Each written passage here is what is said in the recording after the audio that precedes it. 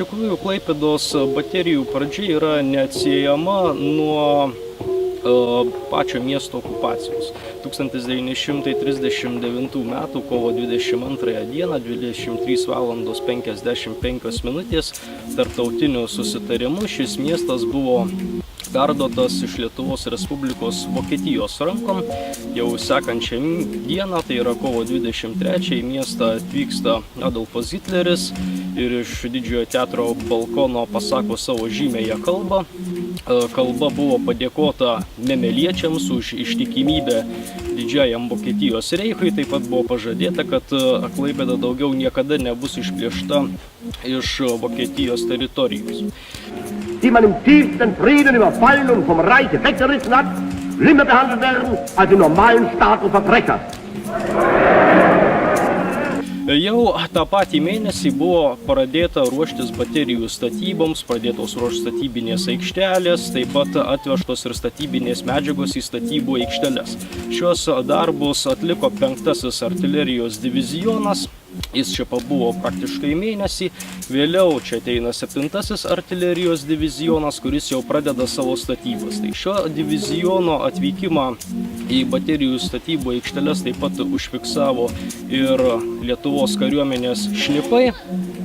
Antrasis skyrius užvertė savo vadovybę pranešimais, kad vokiečiai Klaipėdoje rengėsi statyti ir jau pradeda statyti kažkokius tai įtvirtinimus. Darbus iš viso atlieka 600-800 karinio jūrų laivyno kariškių. Tai reikia pasakyti, kad vis dėlto baterijas statė ne kokie nors žmonės kaliniai iš koncentracijos stovyklų, iš kalinimo lagerių ar panašiai. Paprasčiausiai tai buvo atvežti karinio jūrų laivyno kariškiai. Tai prasideda statybos ir jau 1939 m. gegužės mėnesį čia turime pirmasias pratybas. Tai gegužės 16 dieną Memeler Dammbåt išleido straipsnį, kad pakrantės baterijos Klaipėdai yra pasiruošusios atlikti savo tarnybą ir apginti Memelio tvirtovę. Memelio tvirtovė, tai tas pats miestas, pats Memelis tvirtovės statusą gavo diena po Hitlerio atvykimo į Klaipėdą. Tai kovo 24 dieną. Iš tikrųjų, pratybos vyko gana paprastai. Baterija Memel Nord, kurios buvo tuo metu pastatytos dar tik tai laikinosios artilerijos pabūklų aikštelės, ir baterija Memel Sud, kuri šiuo metu yra Kuršių nerijoje netoli Smiltynės, šaudė į jūroje išdėstytus taikinius. Tai iš tikrųjų buvo pažymėta, kad pratybos buvo sėkmingos, kad pabūklai stiprūs, taiklūs ir taip toliau. Netrukus vis dėlto tos pratybos baigėsi, tačiau į Klaipėdą pradėjo atvykti vis daugiau Vokietijos karinio jūrų laivyno laivų. Vienas toks laivas buvo skirtas konkrečiai patrankų šūviams matuoti, žiūrėti, ar jie taisyklingi yra ir taip toliau. Iš tikrųjų taip ėjo tas 39 metų laikotarpis, tai baterija Memel Nord, kurią matome štai čia, jinai išbuvo iki 1941 metų, jos pavadinimas dar buvo pakeistas į Bromį, tai vieno iš Vokietijos admirolų pavardė. Tai vis dėlto galima pasakyti tai, kad kai buvo baigti statyti šito pagrindiniai įtvirtinimai, iš laikinų aikštelių pabūklai buvo išmontuoti ir permontuoti jau į šitus didžiulius bunkerius, kurie yra štai čia už manęs.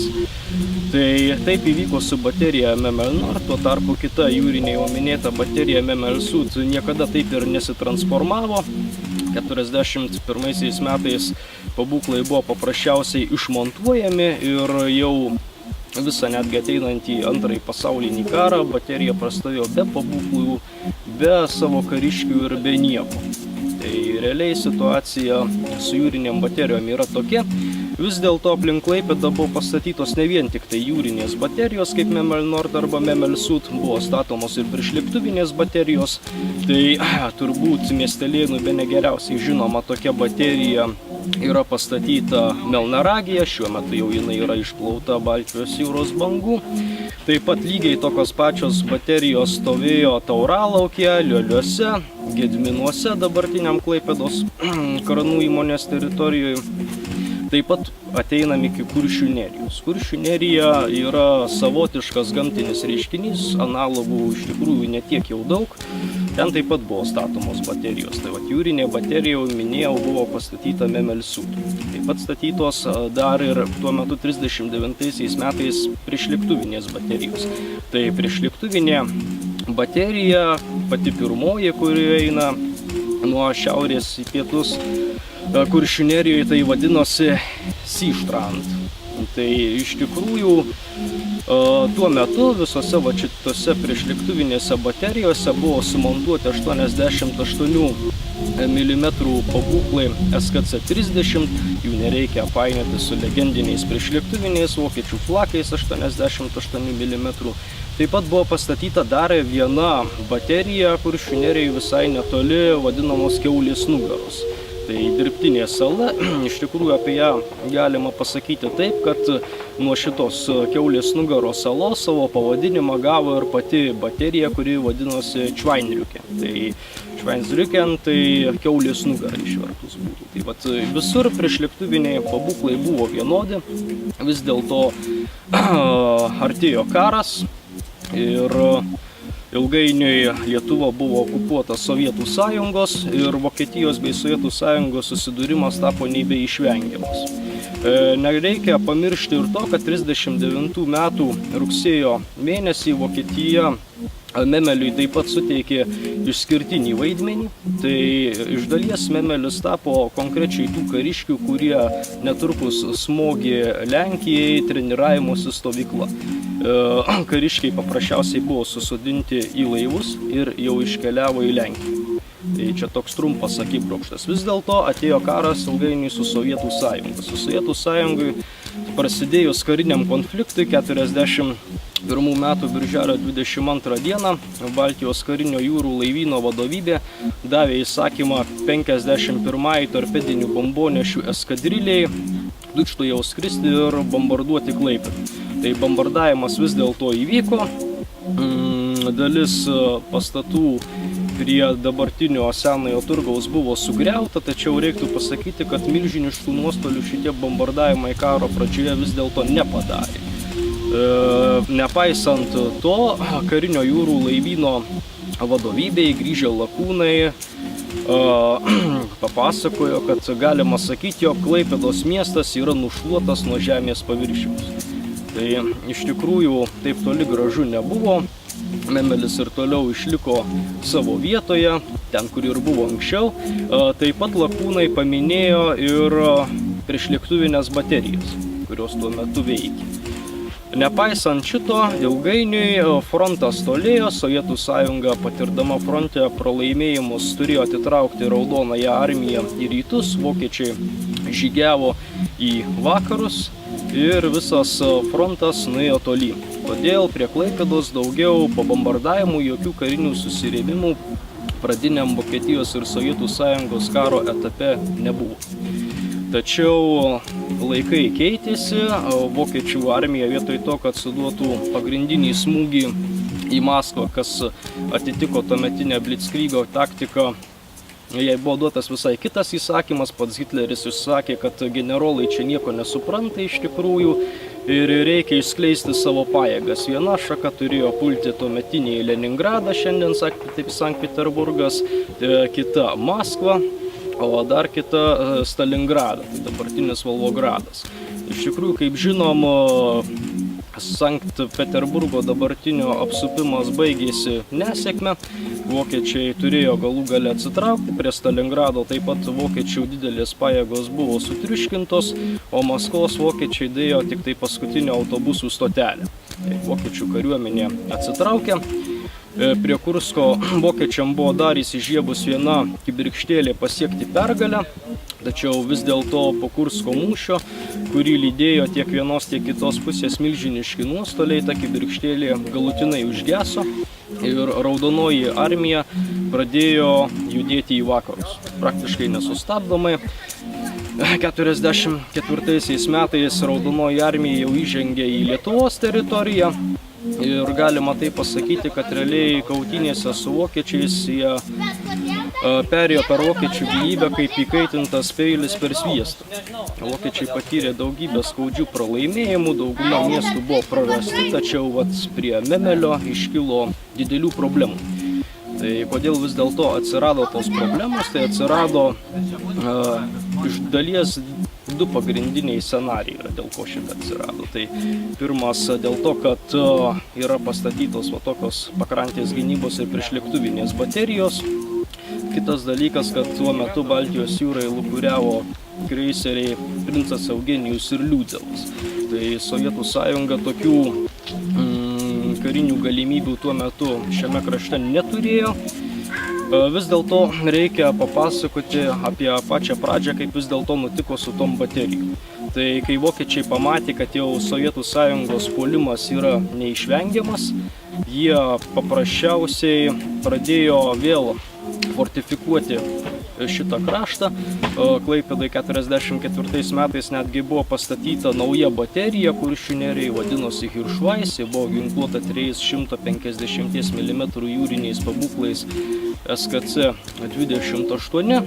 Taip pat šitos 39 metais pastatytos baterijos, jos buvo perginkluotos. Tai baterija MMLMR tuo metu jau vadinta baterija Forsterai. Forsterai tai giruliai, buvo apginkluota 128 mm pabūklais Flak 40, tokius pačius pabūklus gavo ir Schweinzrücken baterija. Kitos likusios baterijos priešlėktuvinės gavo pabūklus SKC 32, tai kurie buvo 105 mm. Tai iš tikrųjų šitų baterijų, kurios turėjo Flak 40 pabūklus, šūvio nuotolis buvo praktiškai 21 km į tolį ir 15 į aukštį. Tai suprantama, toli pasiekė savo taikinius ir išvengti susidūrimo su šitais pabūklais bent jau bombonešiam yra ganėtinai sunku.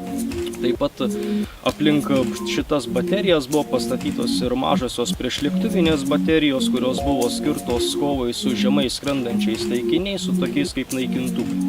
Tai spalio mėnesį vis dėlto prasideda tie susirėmimai. Raudonosios armijos 5 gvardijos tankų armija, 43 pėstininkų armija ir 11 kitų divizijų pradeda Klaipėdos šturmą. Klaipėdoje ginasi tankų grenadierių divizija Groisdeutschland, 58 pėstininkų divizija ir 7 tankų divizija.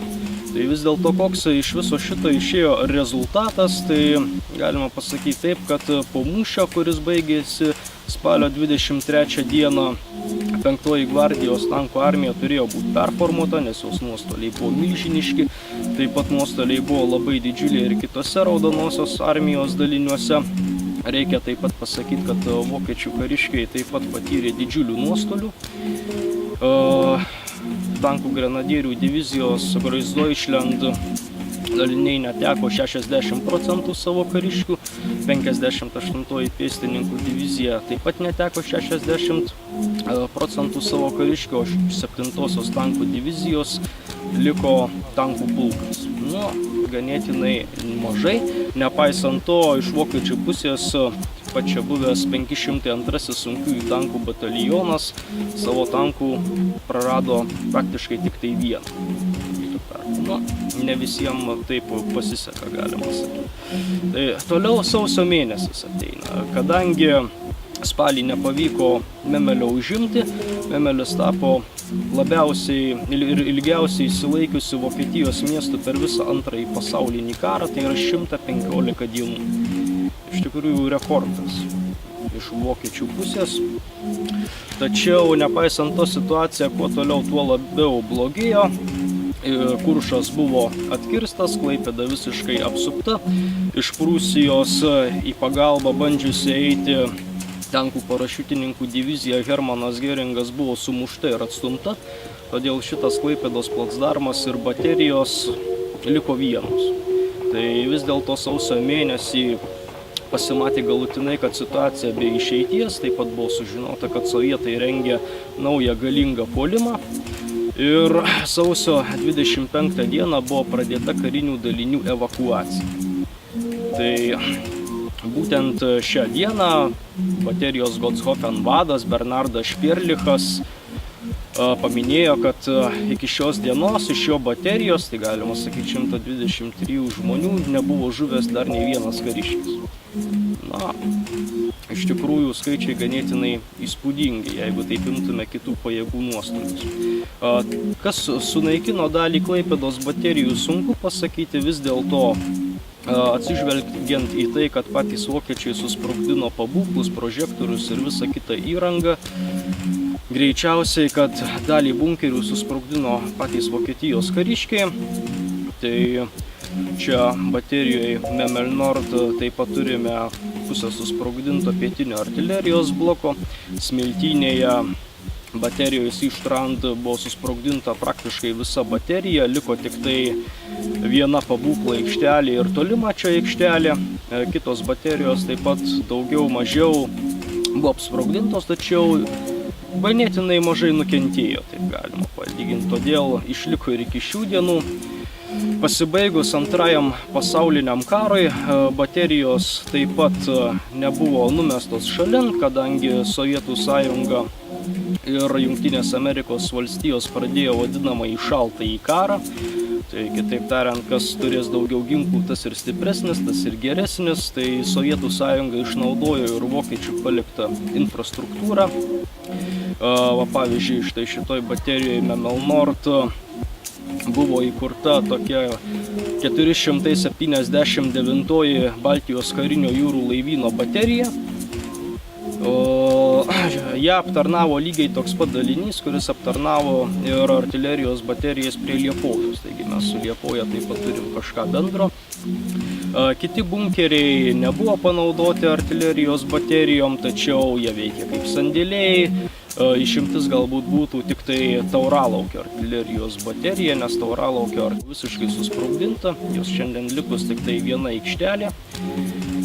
Todėl netgi kai kurie kariškiai iš Raudonosios armijos pusės, kurie rašė savo atsiminimus apie kovas prie Tauralaukio, dar labai gerai atsimena, kad netgi ir šiandien tų vadinamų dzotų liekanos vis dėlto matosi. Tai vis dėlto šitie terminai dotai, dzotai baterijom suprantama netinka. Bet grįžtant prie sovietinio laikotarpio, 70-ajam dešimtmetyje susiklostė tokia situacija, kad ištobulėjo labai stipriai raketinės sistemos. Kai ištobulėjo raketos, raketiniai ginklai ir taip toliau. Iš tikrųjų, šitiem ginklam ištobulėjus, artilerijos baterijos prarado savo turėtą reikšmę. Ir dalis jų, pavyzdžiui, kaip pat baterija Memel Nord, ją kariškiai jau karinio jūrų laivyno niekada nebeatvyko. Tačiau juos pakeitė tarybinės armijos pasieniečiai.